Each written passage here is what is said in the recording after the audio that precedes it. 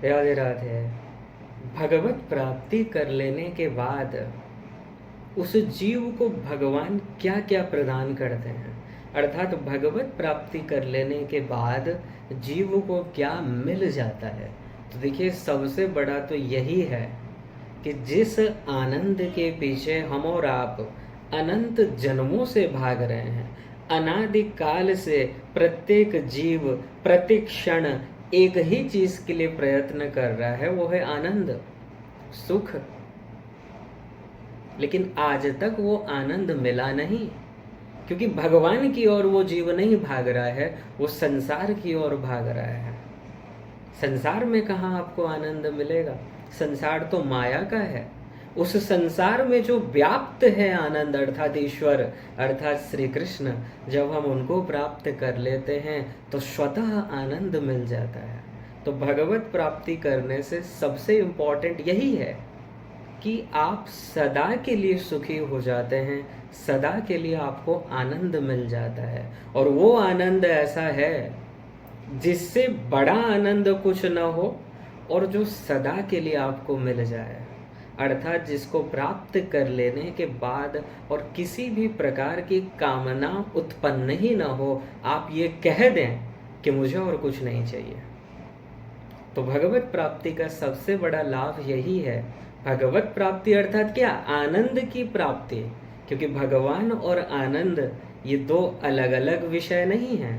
भगवान का ही पर्यायवाची शब्द है आनंद, आनंद का ही पर्यायवाची शब्द है भगवान। इसलिए भगवत प्राप्ति करना अर्थात आनंद को प्राप्त कर लेना। वो रस है, रसो वैशः, और रसक्वम हेवायम लब्ध्वा आनंदी भवति। उस रस को प्राप्त कर लेने से हम आनंद से युक्त हो जाएंगे। सदा को सदा पश्यन्ति शूरयः, सदा के लिए मिल जाता है जी। अब इससे बड़ा और फायदा आपको क्या चाहिए बताइए?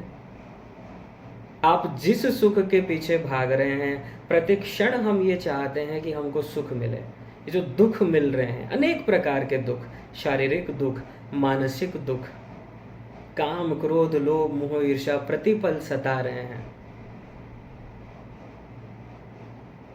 ये सभी दुखों से छुटकारा मिलना और सदा के लिए आनंद मिल जाना, यही तो है भगवत प्राप्ति।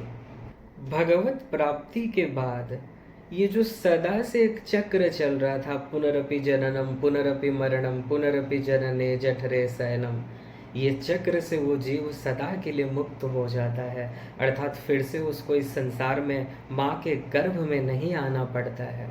लेकिन भगवत प्राप्ति के बाद भी भगवान अपने यहाँ से कभी कभी संत को, भक्त को भेजते हैं हम और आपके कल्याण के लिए। तो वो जब आते हैं इस धराधाम में, अपने इच्छा के अकॉर्डिंग आते हैं।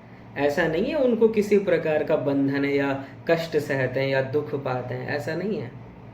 वो तो कर्म बंधन से मुक्त हो गए, वो आते हैं हमारे कल्याण के लिए। लेकिन ये जो पुनरपि जननम पुनरपि मरणम का चक्र चल रहा था, इससे वो जीव सदा के लिए मुक्त हो जाता है। भगवत प्राप्ति के बाद भगवान जीव को सब कुछ ज्ञान प्रदान कर देते हैं। वो बिना पढ़े ही सब कुछ समझ जाता है। उदाहरण देखिए, ध्रुव जी महाराज, भागवत में कथा आती है ध्रुव जी की। 5 महीने के ही तपस्या से भगवान को प्राप्त कर लिया। भगवान जब दर्शन देने आए, वहां पर तो लिखा है भगवान दर्शन देने नहीं आए थे, भगवान दर्शन करने के लिए आए थे अपने भक्त का। मधोर्बनम भृत्य दिदृक्षयागतः, भगवान अपने भक्त के दर्शन करने के लिए आए थे और अत्यंत ही गदगद हो रहे हैं ध्रुव जी को देखकर, अत्यंत ही प्रसन्न हैं। ध्रुव जी महाराज स्तुति करना चाहते हैं लेकिन उनको कुछ आता नहीं है। भगवान अपने दिव्य शंख को उनके कपोल से, उनके गाल से स्पर्श जैसे ही करवाए, महाराज सभी वेद शास्त्रों का ज्ञान उनको अपने आप ही मिल गया और भगवान की दिव्य स्तुति करने लगे। ये कैसे हुआ? भगवान की कृपा से हुआ, भगवत प्राप्ति से हुआ। भगवान जिस पर कृपा कर दें, मूकम करोति वाचालम पंगुं लंघयते गिरिं यत्कृपातमहं वन्दे परमानंदमाधवम्। भगवान जिस पर कृपा करते हैं वो मूक भी हो, लेकिन अगर कृपा हो गई वो वेद शास्त्रों का ज्ञान विद्वान हो जाता है। ध्रुव जी महाराज को कुछ नहीं आता था, भगवान ने संकल्प किया, अपने दिव्य शंख का उनके गाल से स्पर्श करवा दिया, सब कुछ ज्ञान अपने आप हो गया और भगवान की स्तुति करने लगे। तो भगवत प्राप्ति से ये जो सच्चिदानंद स्वरूप है ये जीव को प्राप्त हो जाता है। और छांदोग्य उपनिषद में बहुत ही अच्छा बताया गया। छांदोग्य उपनिषद के 8वें अध्याय के पहले प्रपाठक का 5वां मंत्र, भगवान के दिव्य 8 गुण होते हैं, वो भी भगवान प्रदान कर देते हैं अपने भक्त को। क्या है वो 8 गुण? एष आत्मा अपहत पाप्मा बिजरो विमृत्युर्विशोको विजिघत्सो अपिपाशः सत्यकामः सत्यसंकल्पः अपहत पाप्मा। ये पहला गुण। समस्त पापों से, समस्त बंधनों से वो जीव मुक्त हो जाता है। बिजरो, उसको कभी जरा अवस्था नहीं आती है, बुढ़ापा नहीं आता है, माया का हमला कभी नहीं होता है। विमृत्युर, वो सदा के लिए मृत्यु से परे हो जाता है, मृत्यु से पार हो जाता है, मृत्यु उसका स्पर्श नहीं कर सकते। विशोको, वो सदा के लिए सभी प्रकार के शोक से, सभी प्रकार के दुख से छुटकारा प्राप्त कर लेता है, अर्थात सभी दुख से मुक्त हो जाता है, सभी शोक से मुक्त हो जाता है। अभिजिघत्सो, भगवत प्राप्ति के बाद उसको भूख नहीं लगता है। जब पंचकोश ही समाप्त हो गए तो अन्न की उसको कोई आवश्यकता नहीं है, क्योंकि उसका शरीर तो दिव्य हो जाता है। अन्न उसी को चाहिए जो इस माइक जगत में जन्म लिया है, जिसका शरीर माया से बना है। लेकिन भगवत प्राप्ति के बाद तो वो शरीर दिव्य हो जाता है, वहां कहाँ उसको भूख लगेगा। अपिपाशः, उसको प्यास भी नहीं लगता है। सत्यकामः, पूर्ण काम हो जाता है, अर्थात उसमें किसी प्रकार की कामना शेष ही नहीं रहती है, कोई सांसारिक कामना उसमें शेष नहीं रहती है। वो जो भी करता है जीव कल्याण के लिए करता है। सत्य कामः, सत्य संकल्पः, वो सोच ले बस, कुछ भी अगर संकल्प ले ले वो पूरा हो जाए। जैसे देखिए भगवान का एक गुण है सत्य संकल्प, ये जो 8 गुण हैं ये भगवान के ही हैं। सत्य संकल्प अर्थात सोचा और प्राप्त हो गया। जैसे भगवान ने सोचा संसार बन जा, बस सोचा, संसार प्रकट हो गया।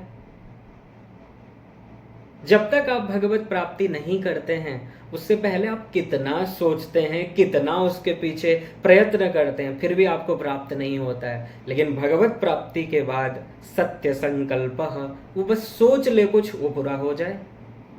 तो ये 8 गुण भी भगवान अपने भक्त को, अर्थात जो भगवत प्राप्ति कर लेता है उसको प्रदान कर देते हैं। तो कहने का तात्पर्य इतना ही है, जैसे संसार में कोई पिता अपने पुत्र को अपना प्रॉपर्टी दे देते हैं, ठीक इसी प्रकार भगवान जो पुत्र उनको प्राप्त कर लेता है, जो पुत्र ये मान लेता है कि ये मेरे पिता हैं, जो पुत्र अपने पिता से प्रेम करता है, शरणागत हो जाता है, भगवान उसको सब कुछ दे देते हैं जी, सब कुछ अपना प्रॉपर्टी दे देते हैं। भगवान तो कृपा करने के लिए, ये सब प्रॉपर्टी देने के लिए तैयार हैं, प्रतिक्षण इसी आशा में है कि कब ये मेरा पुत्र मेरी ओर निहार ले, मुझे अपना पिता मान तो ले। भगवान जीव के सन्मुख है, ये जीव ही दुष्ट है, ये अपने पिता को भूल गया है। संत कहते हैं, शास्त्र कहते हैं, वेद कहते हैं, पुराण कहते हैं, फिर भी ये नहीं मानता और संसार को ही अपना संबंधी मानता है। इसका मुख कहाँ है? संसार की ओर है। भगवान इसकी ओर मुख करके बस वेट कर रहे हैं कि कब ये सन्मुख हो जाएगा। जिस दिन ये जीव सन्मुख होगा, जिस दिन हम अपने पिता की ओर निहार लेंगे, भगवान सभी पापों से आपको मुक्त कर देते हैं। आपने पिछले जन्मों में जितना जो भी पाप किया है, 1000 बार आप भगवान को गाली दिए हैं, जो भी किए हैं, भगवान सब कुछ आपको क्षमा कर देते हैं और वही अपना आनंद प्रदान करते हैं। अपना सच्चिदानंद स्वरूप आपको मिल जाता है और ये 8 गुण आपको मिल जाते हैं जो छांदोग्य उपनिषद में बताया गया। इसलिए हे मनुष्यों, इस मनुष्य जीवन का लाभ उठाइए। ये मनुष्य जीवन उत्थान के लिए मिला है, ये मनुष्य जीवन आनंद प्राप्ति के लिए मिला है, ये मनुष्य जीवन भगवत प्राप्ति के लिए मिला है। अगर ये नहीं हुआ, अगर आप भगवत प्राप्ति नहीं किए तो फिर जाना पड़ेगा 84 लाख के चक्कर में। कब तक? तब तक जब तक फिर आपको मनुष्य शरीर न मिल जाए, जब तक आपको कोई फिर से वास्तविक संत न मिल जाए, और तब तक जब तक आप स्वयं ही अपना कल्याण न चाहें। क्योंकि अनंत जन्मों में अनंत बार मनुष्य शरीर मिल चुका, अनंत बार संत मिल चुके हैं, लेकिन आपने लापरवाही की, हर जगह अपनी बुद्धि लगाया, तर्क किया, शरणागत नहीं हुए।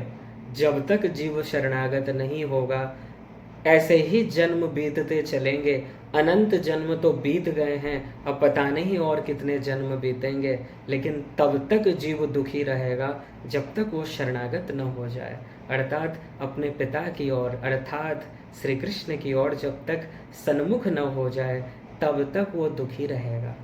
और जिस दिन आप श्री कृष्ण के सन्मुख हो जाएंगे, जिस दिन आप श्री कृष्ण को अपना मान लेंगे, सही सही शरणागत हो जाएंगे, उसी दिन ये सभी गुण और आनंद, सच्चिदानंद स्वरूप ये आपको स्वतः ही प्राप्त हो जाएगा।